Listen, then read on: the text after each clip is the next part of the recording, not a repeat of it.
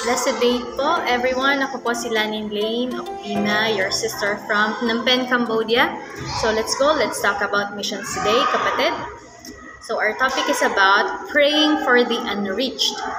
So according to the Joshua Project site, there are approximately 17,446 unique people groups in the world, with 7,391 of them considered unreached. So over 42% of the world's population po iyon.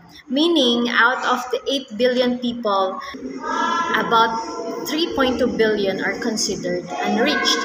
Later, we will give more details about this, especially distinguishing the reached and unreached, or in some terms, we say the pursuable and the finishable tasks in the Great Commission of God.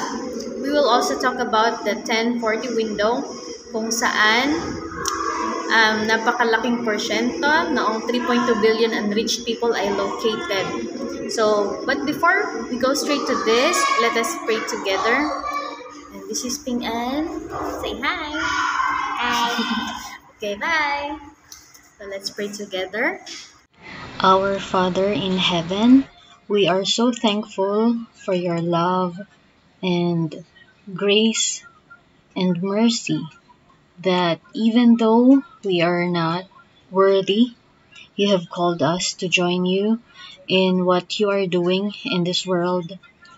May this topic be an eye-opener to our brothers and sisters regarding our corporate and individual tasks in the Mission Day. May you give us wisdom to let us know which path to go, because we believe that you have set our feet to go to places according to your holy and righteous will. May you be blessed in everything, be it with our words, our thoughts, or our actions. This all we pray in Jesus' name. Amen. Meron tayong tasks sa bilang pag-respond dun po sa Great Commission na meron si Jesus sa atin. And these two tasks, kung maalala niyo po sa mga past subjects natin, na mention ko na to, yung pursuable task and finishable task. So yung pursuable task po, ito yung ating pag-respond sa Great Commission sa mga lugar na naabot na, pero hindi pa saved yung mga tao. So parang dito po sa Pilipinas, reached na ito, or reached. I-type ko na lang po na baka hindi malinaw ang aking pagsalita. Reached people group. So dito po sa Philippines, we have this malaking porsyento ng Pilipinas ay reached na. Ibig sabihin na naabot na ng gospel, kilala si Jesus, kahit nga bata pa lang, tanongin mo, kilala mo si Jesus? Sasagutin ka niya, opo, siya si Papa God, ganyan. So, kahit bata pa lang, alam na. So these are rich people groups. Pero still, kahit may knowledge about kay God, hindi pa saved kasi hindi naman naintindihan yung kabuuan ng gospel. So, ito namang sa finishable task is yung mga unreached. So, hindi, yan po yung mga red kanina doon po sa Joshua Project, no? Or mga orange. So, finishable. So, yan yung po yung sinasabi na sa New Testament din na yung pagdating ni Jesus Christ, yung second coming niya is kapag naabot na yung buong, yung kaduluduluhan or kasulok-sulukan ng mundo.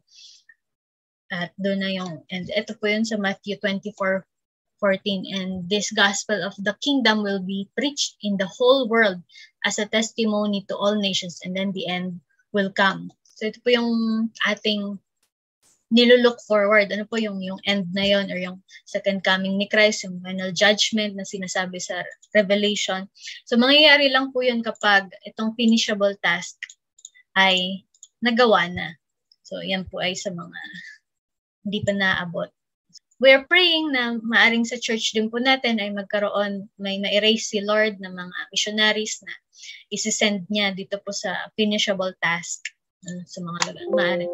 Sino kaya yun sa North Korea? Sino kaya ipapadala ni Lord sa North Korea dito? Baka si unreached people, 41%. Nakakalaki pa po, no? Almost kalahati. Unreached pa. So let's pray for that finishable task na meron pa. So again, you can check joshuaproject.net para sa mas updated na information. So,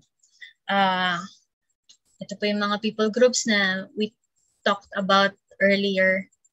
Very important term sa missions, yung pong 1040 window.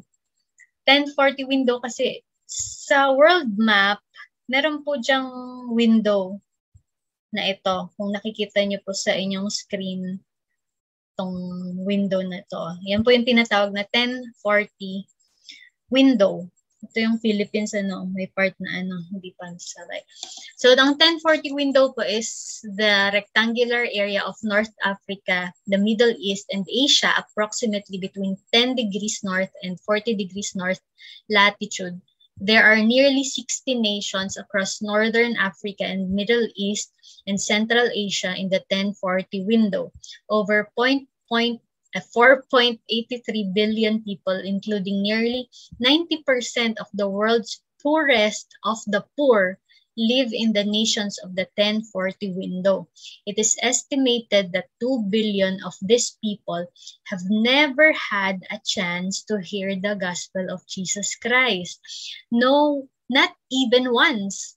The seat of every major non-Christian religion, Islam, Buddhism, Hinduism, Animism, Atheism, and Sikhism, is headquartered in the 1040 window. Kaya naman po ganun na lang ka-importante ito pong term na to. Kasi dito sa 1040 window na to, matatagpuan yung mga lugar kung saan never pa silang nakapakinig ng gospel about Jesus Christ. The gospel na tinuturo sa atin noon pa, even in the early church. And the gospel that is the gift of God to the humankind. Na po yung salvation na inoffer through our Lord Jesus Christ. So, yan pong 1040 window na yan. And sa 1040 window na din po yung karamihan sa mga victims ng social injustices. Kaya po nabanggit kanina dito sa 1040 window na to yung mga pinakamahirap na mga tao sa mundo when talking about economic status. So, dyan po matatagpuan. So, let's pray for this 1040 window sa mundo. And let's pray na mas marami pa pong ma-raise na missionaries, including sa church po natin, na masisend dito po sa mga 1040 window sa mga countries na nandito. Pero sa ngayon, habang wala pa po tayo sa ganong status na nagsisend po tayo or nag-go tayo sa mga lugar na to, we can do our part as intercessors. Nawa maipag-pray po natin sila palagi. So every day in our devotion, wag po natin kalimutan na ipag-pray po sila.